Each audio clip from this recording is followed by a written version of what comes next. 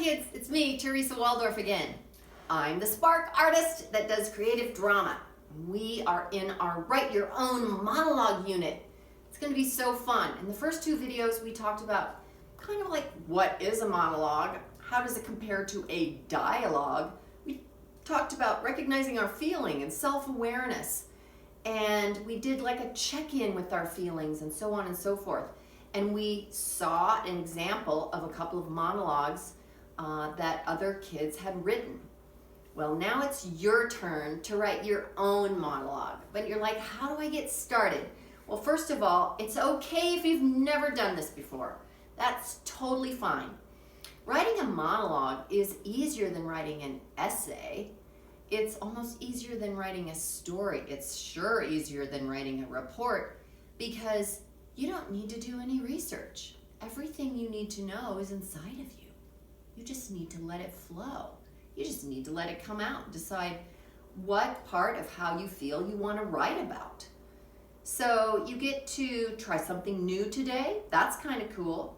You should maybe say to yourself things like, it's okay, I like a challenge, or effort and attitude is everything. I'm just going to take a stab at this and see how it works out. And if the first monologue you write you don't really like, write another one, write several, that's okay. And remember, the coolest thing about writing monologues is there's no right or wrong, because feelings aren't right and wrong. They're like either you feel that way or you don't feel that way. But what you do want to do is hone in on what topic you want to discuss, how you feel about a very particular thing.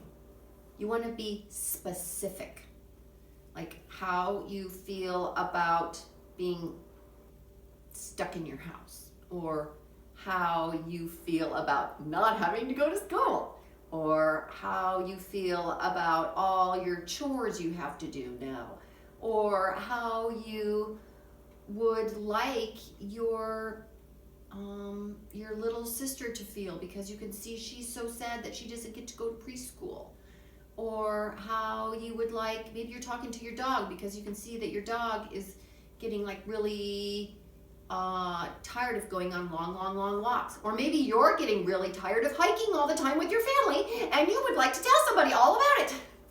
There's all sorts of things that you can write your monologue about, but remember that you know how you're feeling and you just want to express those in detail and with some specifics. And remember that what you want to try to change your feeling. A monologue is most interesting when the person talking goes through a variety of feelings.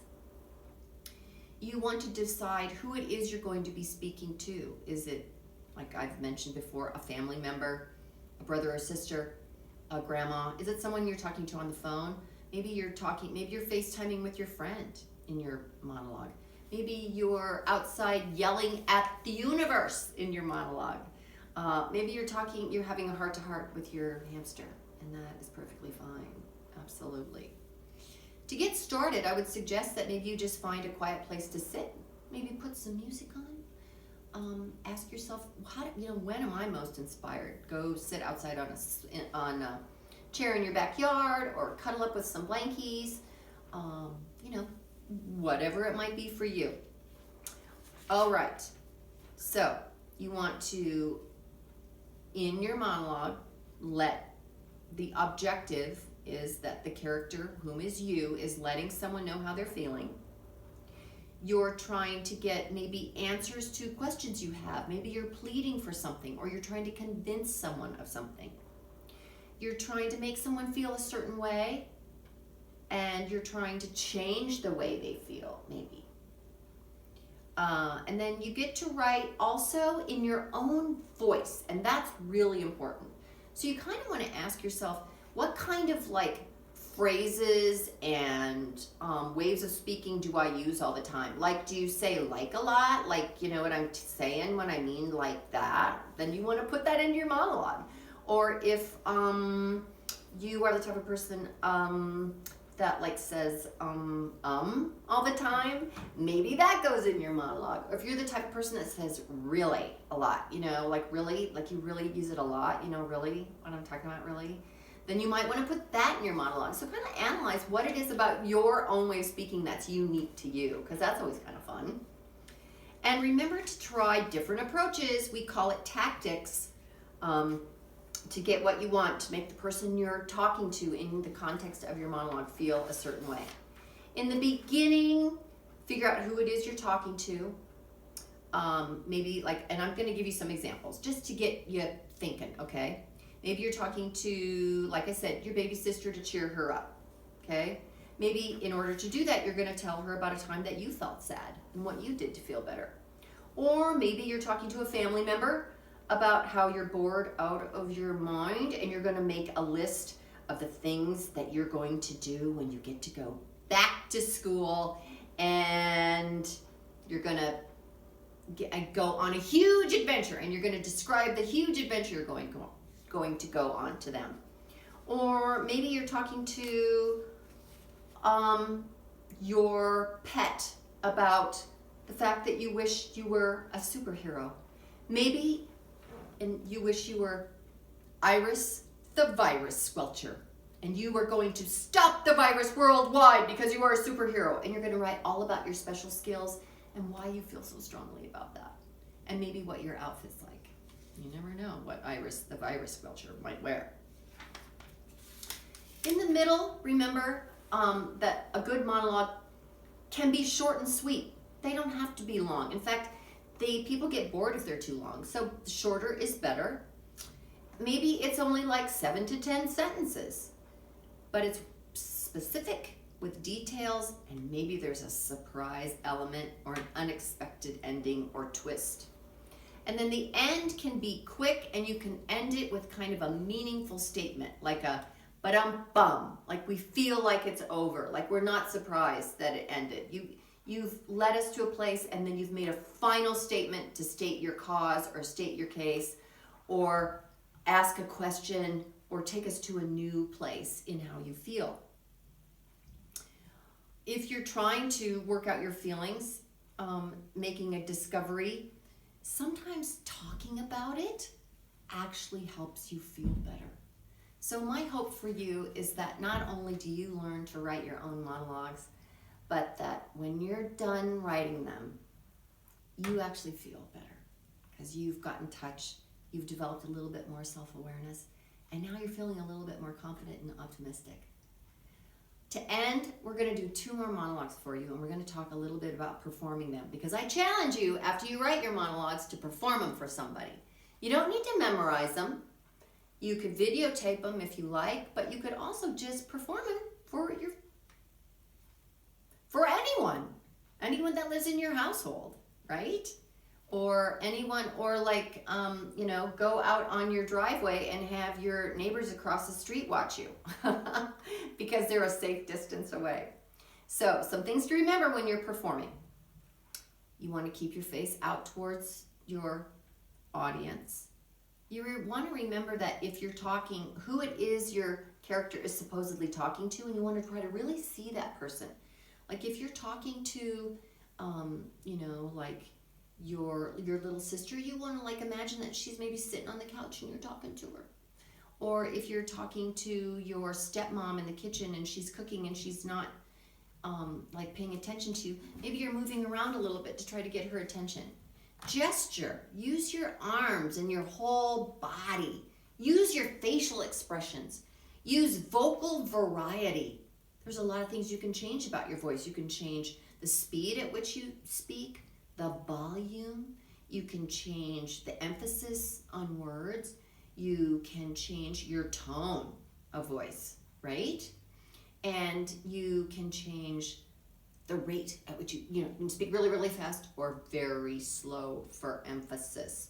So vary your voice, gesture, get your face involved, and try to really imagine that you see the person that you're supposedly talking to in the context of your monologue. So here's our final 2 monologues for you to enjoy. Anne-Marie's going to perform the first one.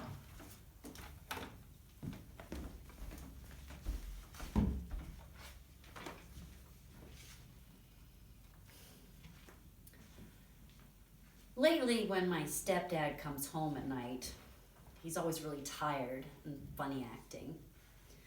And sometimes he's really grouchy. When he's like that, really, really grumpy, Mom calls him a grouch and makes this real ugly, grouchy face at him like... Lots of nights, he's real quiet. I mean, he doesn't say much and he acts like he's someplace else. And during dinner, when you talk to him, he doesn't seem to hear. And then there are nights when he spends the whole evening on the phone, like talking business to people. Mom says it's because he's really busy working hard to make money so we can have nice things, so me and my brothers and sisters can go to college. She says that when he was a little kid, his family was real poor and they didn't have much, like toys and new clothes and a nice house or anything. Sometimes, though, I think that he works way too hard. I mean, he doesn't play around anymore like he used to. I mean, he used to come home early and mess around with us kids and watch TV and do all kinds of stuff and was friendly and nice. It seems like when people get successful, they aren't fun anymore.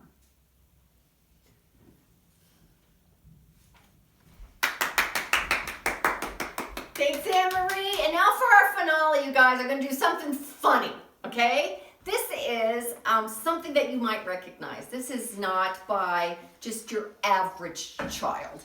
This is a monologue from an actual play called You're a Good Man, Charlie Brown. And this is the character of Lucy.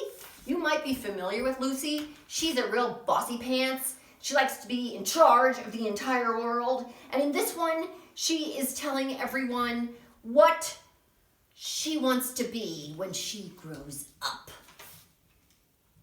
Do you know what I intend?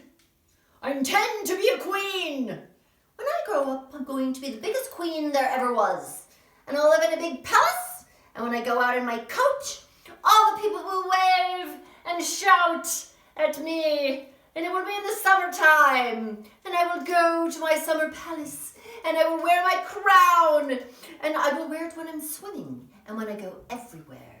And all the people will cheer. And I will shout at them. What do you mean I can't be queen? Nobody should be kept from being a queen if she wants to be one. It's usually just a matter of knowing the right people. Well, if I can't be a queen, then I'll be very rich and I will do what a queen would do and I will buy myself a queendom. Yes, I'll buy myself a queendom and then I'll kick out the old queen and I'll take over the whole operation for myself and I'll be head queen.